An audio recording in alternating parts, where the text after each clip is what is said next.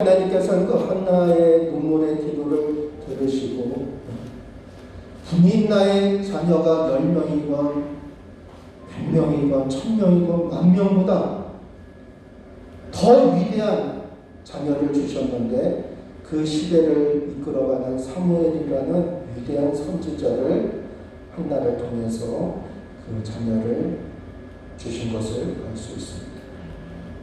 창세기 40장 보면 요셉이 억울하게 감옥에 갇혔습니다.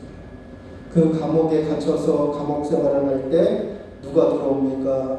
술 맡은 관원장과 떡 맡은 관원장이 그 요셉에 있는 감옥에 같이 들어와서 생활을 하게 됩니다. 그러니까 다 물어봤겠죠. 당신은 왜 들어왔습니까? 나는 이렇게 보디발의 집에서 그 종사를 하다가 그 아내가 나를 유혹했는데 내가 그 유혹에 떨쳐버리다가 이렇게 억울하게 옥살이를 하게 되었습니다. 술 맡은 관원, 떡 맡은 관원이 요셉이 왜 감옥에 들어왔는지를 너무 잘 알고 있는 거예요. 그리고 어느 날 그 술 맡은 관원장과 떡 맡은 관원장이 꿈을 똑같이 꿉니다. 꿈을 해석하는 사람이 없었죠. 요셉이 그 꿈을 해석해 줍니다. 술 맡은 관원장은 다시 왕 앞에 나갈 것이고 떡 맡은 관원장은 왕 앞에 나가지 못하고 달릴 것이다. 그런 예언을 합니다. 그러면서 요셉이 술 맡은 관원장에게 당신이 다시 왕 앞에 나갈 텐데 그때 나를 잊지 말고 나를 기억해달라고 부탁을 합니다. 네? 결국 이제 그 꿈대로 요셉의 꿈대로 술 맡은 관원장은 다시 왕 앞에 가서 다시 왕을 시중하게 되고 떡 맡은 관원장은 이렇게 어려움을 당하는 그런 결과를 얻게 되었습니다. 근데 그 술 맡은 관원장이 감옥살이 할 때는 그래 요셉 네가 너무 억울하구나 참 안타깝다 내가 다시 왕 앞에 나가면 내가 얘기해 줄게 그래서 너의 억울함을 풀어줄게 그랬는데 막상 왕 앞에 나가니까 그거를 까맣게 잃어버리고 말았던 거죠.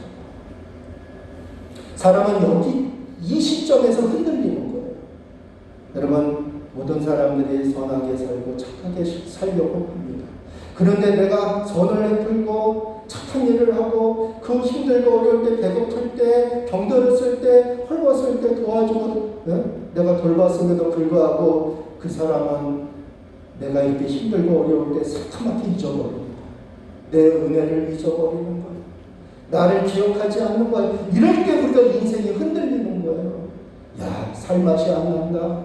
사람들은 별 수 없구나. 다 똑같구나. 희망을 잃어버릴 수밖에 없는 현실이라는 거죠.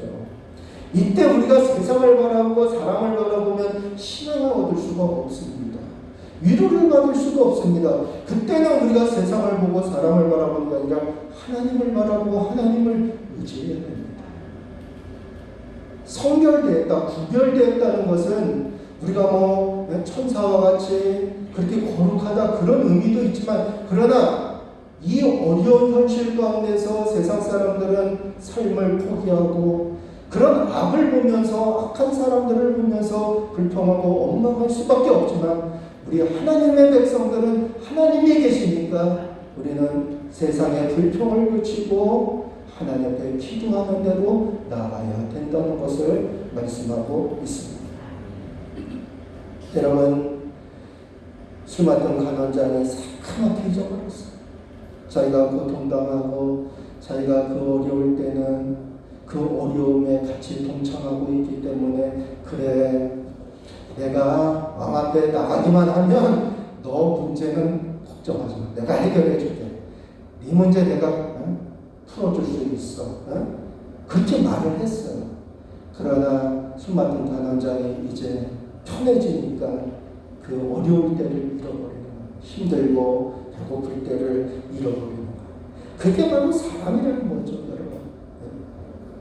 사람은 어쩔 수 없어요. 내가 배고플 때는 배고픈 사람이 보이고 병들었을 때는 병든 사람이 보이고 내가 헐벗을 때는 헐벗은 사람들이 내 눈에 보이지만 내가 배부를 때는 배고픈 사람이 안 보이고 내가 돈 따쓰고 잘 먹고 잘 살 때는 헐벗은 사람들이 안 보이는 거예요. 그게 인간인 거죠. 어쩔 수 없는 거죠. 우리는 그런 모습을 보고 우리는 불평하고 원망하지만, 그러나 하나님의 사람들은 그때 불평하기보다는, 내 입술에서 불평과 원망이 쏟아져 나오기보다는 그때 하나님을 의지하고 하나님 앞에 기도하기를 하나님께서는 기다리고 계신다는 사실입니다. 여러분, 한나가 기도로서 그 문제를 해결했습니다. 여러분, 요셉이 감옥에서 기도했다는 얘기는 안 나오지만 하나님과 동행하였다, 그 말씀이 나옵니다. 여러분, 기도하지 않고서 어떻게 하나님과 동행하겠습니까? 그렇죠? 기도하는 사람이 하나님과 동행할 수 있습니다. 성령의 충만함을 받고 성령의 감동을 받고 성령의 인도하심을 받을 수 있다는 것입니다. 여러분, 오늘도 우리는 불평이 있을 수 있습니다. 원망이 있을 수 있습니다. 야, 세상이 이렇구나. 참 잔인하다. 참 못쓸 사람들이 살고 있구나. 네? 우리 세상을 원망하고 세상을 탓할 수가 있습니다. 그러나 우리는 하나님의 자녀입니다. 하나님의 백성입니다.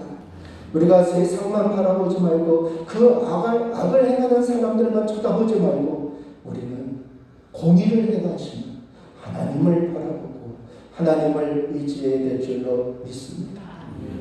여러분, 속상할 때가 많아요. 네. 어느 조직사회를 가더라도 힘없고 돈 없는 사람, 백 없는 사람은 무시를 당합니다. 네. 순서도 안 바뀝니다. 네. 돈 있고 힘 있고 뭐 능력 있고 그런 사람들은 높은 자리 막 앉히지만은, 그러나 나같이 힘 없고 백 없고 돈 없고 그런 사람들은 이 자리에 감히 나오지도 못합니다. 저 뒷자리, 그 뒷자리 차지하기도 어렵습니다. 그런데 여기 앞에 앉은 사람들만 어서 오십시오. 대단합니다. 이 사람은 뭐 경력이 스펙이 이렇습니다. 자랑하지만, 그러나 뒤에 앉은 사람은 인사 한번 하지 않고 그냥 헤어집니다. 이게 우리의 현실이라는 거죠.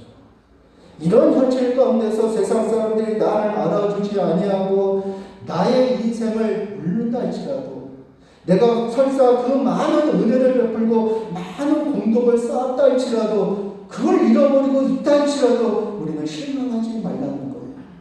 누가 계셔요? 하나님이 계시는 거예요. 하나님은 기억하고 계십니다. 하나님은 잊지 않고 계십니다. 여러분, 선한 마음을 포기하지 마세요. 여러분, 악한 마음, 그게 좋은 마음입니까? 아니죠. 여러분, 선한 마음이 있다면 그것도 하나님의 은혜이죠. 하나님의 은총이죠. 그 선한 마음을 누구나 갖는 게 아닙니다, 여러분. 그것도 하나님께서 선택하신 분들만, 하나님께서 성결하신 분들만 그 마음을 가질 수가 있는 것입니다. 성령이 내게 임하시지 않으면 내가 어떻게 그 착한 마음을 갖고 어려운 사람들 도와줘야겠다는 마음을 가질 수가 있겠습니까? 그거는 아무나 가질 수 있는 마음이 아닙니다. 하나님의 사람만이 가질 수 있는 것입니다. 여러분, 거기에다 우리가 또 한 가지 할 일은, 여러분, 세상의 불의함을 보고 세상의 악함을 보고 우리가 그 선한 마음을 빼앗겨서 안 된다는 거죠. 끝까지 지키라는 거죠. 끝까지 간직하라는 거죠. 근데 현실은 그 마음을 몰라줘요. 그럼 어떻게 되냐? 하나님 앞에 엎드리고 하나님 앞에 기도하고 하나님 앞에 간구하라는 거죠. 여러분, 기도가 상황이 안 좋을 때 기도하는 게 쉽지 않습니다. 우리가 뭔가 내가 힘들고 어려울 때 그때 불평하는 건 쉽고 누구를 원망하고 탓하는 것은 쉽지만, 그때 하나님 앞에 엎드리고 하나님 어떻게 하면 좋겠습니까? 하나님, 내가 너무 힘듭니다. 이렇게 기도하는 것은 쉽지가 않다는 거죠. 그러나 해결책은, 한나는 어떻게 해결했습니까? 부인나와 싸워서 남편을 어떻게 막 설득해서 해결한 게 아니죠. 사람의 방법으로 해결한 게 아니라 하나님 앞에 나가서 하나님의 눈물로 애통하는 마음을 가지고 하나님 앞에 엎드리고 기도할 때 하나님께서는 그 한나의 기도를 들어주셨고 그 문제를, 그 집안의 문제를 해결해 주신 것을 알 수 있습니다. 여러분, 우리는 또 세상을 살다 보면 또 불평이 나올 수 있습니다. 야, 저 사람이 내 은혜를 잊어버렸구나. 내가 힘들고 어려울 때 도와줬는데 참 그 은혜를 잊어버렸구나. 참. 그것 때문에 우리가 속이 상하고 힘들 수 있고 또 세상을 살아가야 될 희망을 잃어버리고 이유를 우리가 발견하지 못할 때가 많이 있지만 여러분, 하나님을 바라보야 돼. 그때는 하나님. 세상이 불공평할 때 하나님을 바라봐야 되고 세상이 그 은혜를 잃어버렸을 때 그리고 교만할 때 나는 하나님 앞에 겸손히 엎드려서 하나님의 뜻을 구하고 하나님의 은총을 구해야 된다는 것입니다. 여러분, 하나님께서 다 알고 계셔요. 내가 지금 세상에서 힘들어하는 거, 내가 착하게 살려고 선하게 살려고 그런 마음 때문에 내가 불이익을 당하는 거 하나님은 잘 알고 계셔요. 사람들은 모를 수 있지만 그러나 하나님은 잘 알고 계셔요. 근데 중요한 것은 조금 더 기다리는 거예요. 뭐 하면서 하나님을 의지하고 하나님의 기도하면서 조금만 더 기다리라는 거예요. 내가 해결해 주겠다는 거예요. 네가 굳이 나서서 멱살 잡고 싸우지 않아도 내가 해결해 주겠다는 거예요. 여러분, 여러분의 인생에 힘든 일이 있습니까? 풀리지 않은 숙제가 있습니까? 여러분, 작정 기도를 좀 하시면 좋겠습니다. 그 작정 기도는 세상에 그 어떤 생각이 들어오지 않는 기도입니다. 세상에 미치지 않는, 어떤 영향을 미치지 않는, 오직 하나님만이 역사하시는 그런 기도. 우리는 그 기도가 필요한 것이죠. 여러분,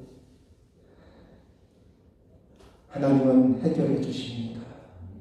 해결해 주십니다.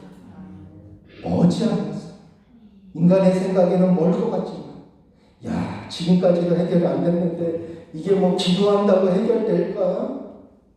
여러분, 머지않아서 싸우고 싶죠. 당신 나 왜 무시해? 나 못 배웠다고 무시하는 거야? 나 돈 없다고 무시하는 거야? 응? 싸우고 싶죠. 그러나 싸움을 그치고 똑같이 악한 사람 되지 말고 너는 여호와 때문에 기뻐하라. 그 문제를 해결하실 분이 계시니까 너는 기뻐하라. 내 기도를 듣고 내 소원과 간구를 듣고 응답해 주시고 네 문제를 해결해 주실 분이 계시니까 너는 기뻐하라. 기뻐하라. 여러분, 우리가 인류의 역사를 보고 세계의 역사, 어떤 역사를 다 보더라도 악이 성행할 때가 있었습니다. 그러나 그 악이 잠시 성행하는 것 같지만 그러나 오늘 본문의 말씀처럼 그 악은 금방 시들어버리고 세잔해버리고 만다는 것을 우리는 역사는 증명하고 있습니다. 여러분, 우리가 세상을 산다는 것은 참 힘든 일이에요. 모든 사람들이, 모든 권력이 다 똑같이 공평하게 있는 사람이나 없는 사람이나 많이 배운 사람이나 못 배운 사람이나 젊은 사람이나 연세 드신 분이나 공평하게 적용된다 그러면 우리가 그것 때문에 힘들어할 이유는 없겠죠. 그러나 우리가 인생을 지금까지 살아봐서 우리는 잘 압니다. 공평하지 않아요. 그 일을 집행하는 사람들은 공평하게 집행한다고 말하지만 그러나 현실은 공평하지 않게 일이 진행되고 있음을 우리는 피부로 느끼고 있습니다. 이게 우리 인생이고 우리 현실이죠. 그것 때문에 우리가 언제나 우리가 권력자들을 욕하고 권력자들을 탓할 수밖에 없다는 것은 아닙니다.